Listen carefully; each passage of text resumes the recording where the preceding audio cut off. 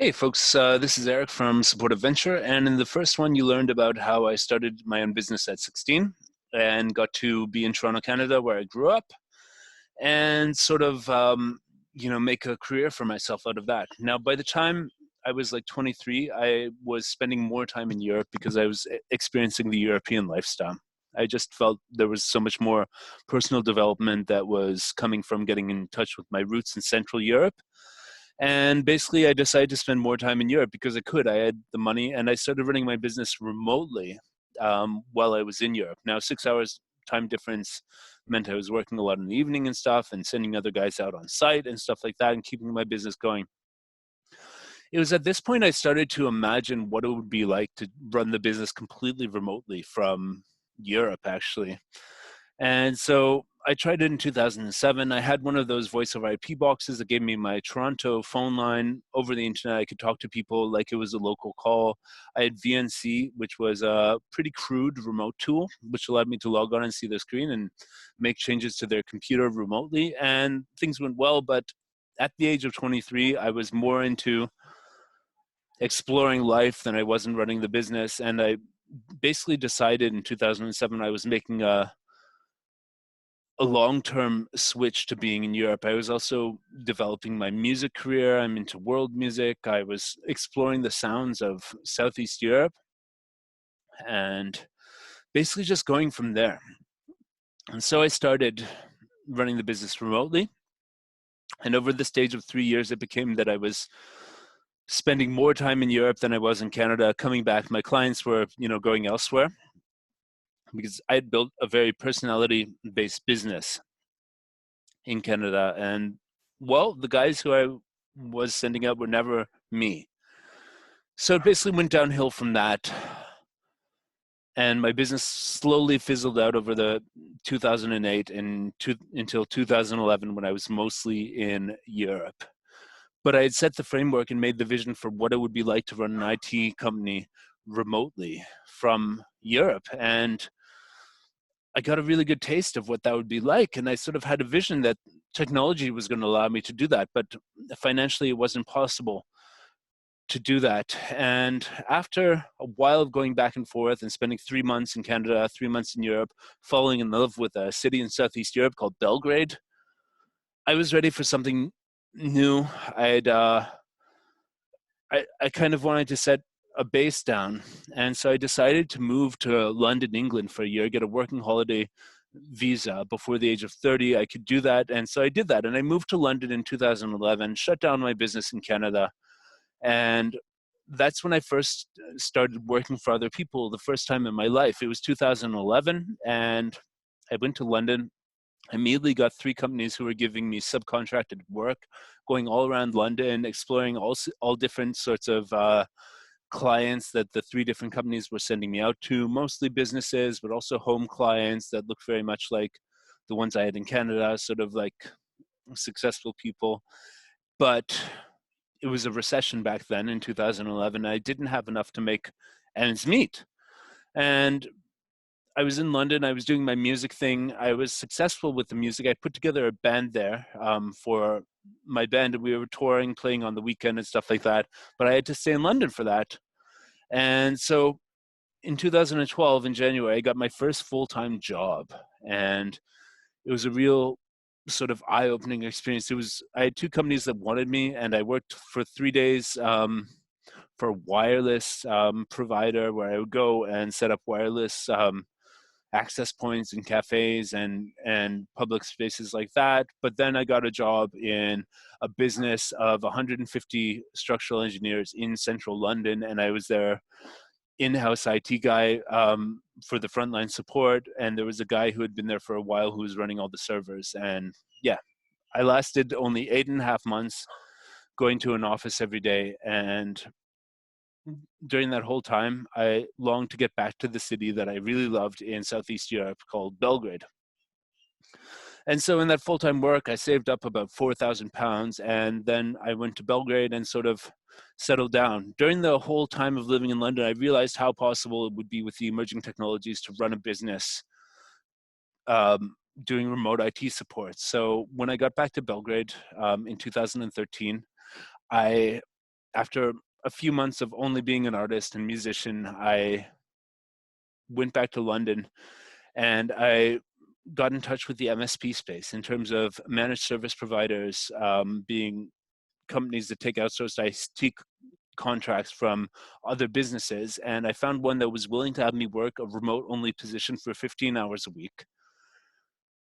And I had to be available for 9 to 5, pick up the phone if someone called, but I had to do 15 hours of work a week working on their help desk on ConnectWise and what was GFI remote access RMM tool. That year was great in my life. You know, I got a routine finally working from home. Basically what all of our contractors who are working on help desk now, the template for that was me and my own experience. And 15 hours a week was good, gave me lots of extra time to explore all sorts of different stuff. I got really good at slow cooking, getting my nutrition in order, you know, making salads and stews at home from my kitchen office, and everything was great. But by the end of 1 year doing that, I got hungry for more. And so I found a second MSP that was willing to hire me. In addition to the 15 hours a week from one, I got another one. And that second MSP basically had so much work that they asked me if I could start hiring guys over there and training them to do work. And I knew a guy over there named Mario who was very keen on the idea of having a similar lifestyle to me, working from home and solving IT stuff. And basically, I trained him up and got him working. And that's when I got a taste for, wow, I can actually build a business of hiring other people to do this work, training them one-on-one, and sort of cloning myself to do this. And so that turned into a business. Within a few months, I got my second guy. And, you know, working for this second MSP, I still had my 15-hour-a-week job, which was paying my basic living expenses. And from there, it became clear that there would be more people like me, not only working with people, first guy I hired lived across the border in Romania, so on and so forth. And basically the vision for Supportive Venture came from that, because there were other people I knew who wanted to have the lifestyle that I had, of living in a cheap and vibrant city and working online for companies. So that's when I sort of started the business. We lost the first client that I hired the two guys for, but then I found another client in London who was willing to take them on.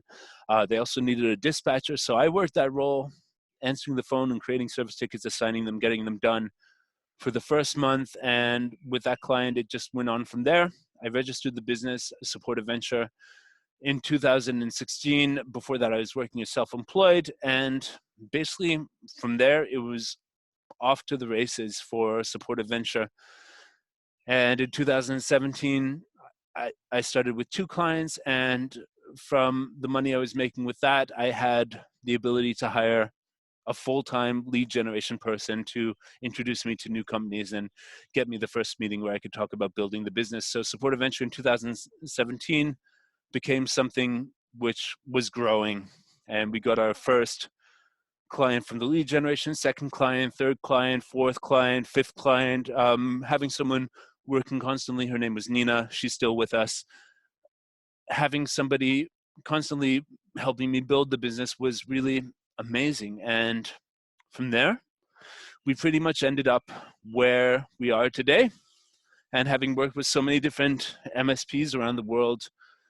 And it was great because these companies had the local presence it took to get the business. Now, I also did have an experiment where with one of my contacts in Canada, I tried to start my own MSP, but that didn't work out because we weren't able to make the sales.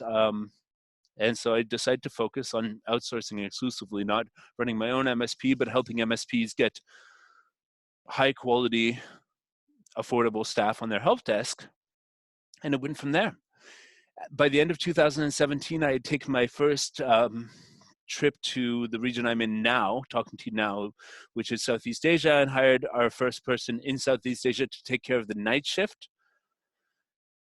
And since the end of 2017, we've been approaching the business from a global perspective, finding people who can do the job with the highest quality of English language around the world, no matter where they are. If they can give IT support with good results, speaking English to a level of having the conversation that I'm having with you now on this video, then we could hire them and find clients for them. And it's been really good since then. And the global business of supportive venture has brought a lot of win-win situations to our clients and contractors, and we've been able to build it. So it all kind of came from me and my travels, exploring the world with my artistic journey as a musician, and it sort of turned into what it is now, adding more structure as we go, hiring management staff, and it's all been a blur, honestly, since 2017, 2016. It's all been a blur of success and sort of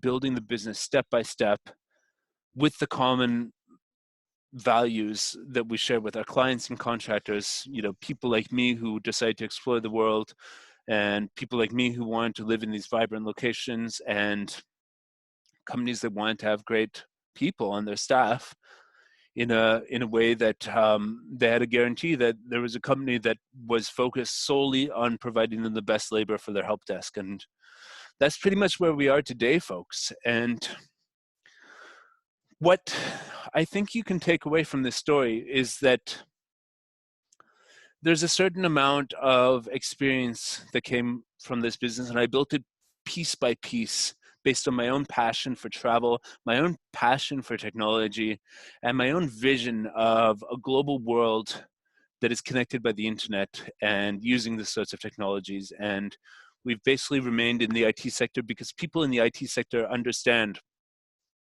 what it's like to have this journey of being enabled by technology to make your dreams possible. And so my dream of traveling the world has become possible through supportive venture, and a lot of other people's dreams of living in places that inspire them have become possible through this. And I got to look back to when I was leaving Canada in 2008 for the first time to live abroad in Serbia.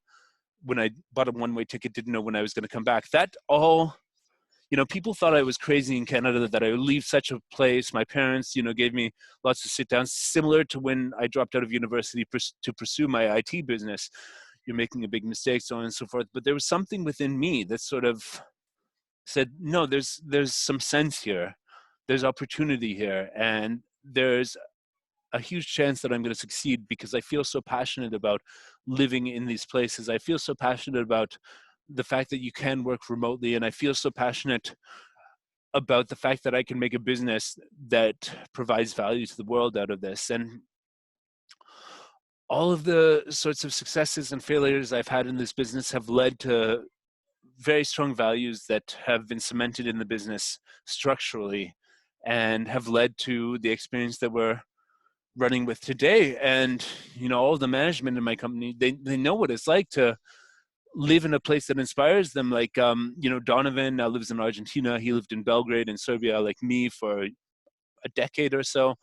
And Nick lives in Brazil because, you know, he had a similar experience where he lived in London and he went to Brazil and really loved it, wanted to go back. And Supportive Venture has empowered him to have his life with his wife there and all this stuff. And we're all sort of like-minded people, and we feel that the best clients actually know what it's like to have started a business because they wanted to approach life on their own terms and provide value to the world based on their own vision. So it's a global vision that has sort of just really come from my own experience, my own passion in life. And I feel that everybody who deals with me in this business can feel that when I talk about the values. And, you know, I was a business owner, like our clients are business owners.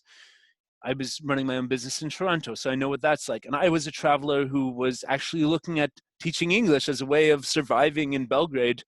But instead, I was lucky enough to have this background in the IT industry, which made it possible to make this internet business run. And I built it all from the ground up based on my own experience. And I'm happy to offer all of that experience to make Supportive Venture successful for you today, whether you're a contractor or a client. And, you know, people thought I would fail. People thought it was crazy what I was doing.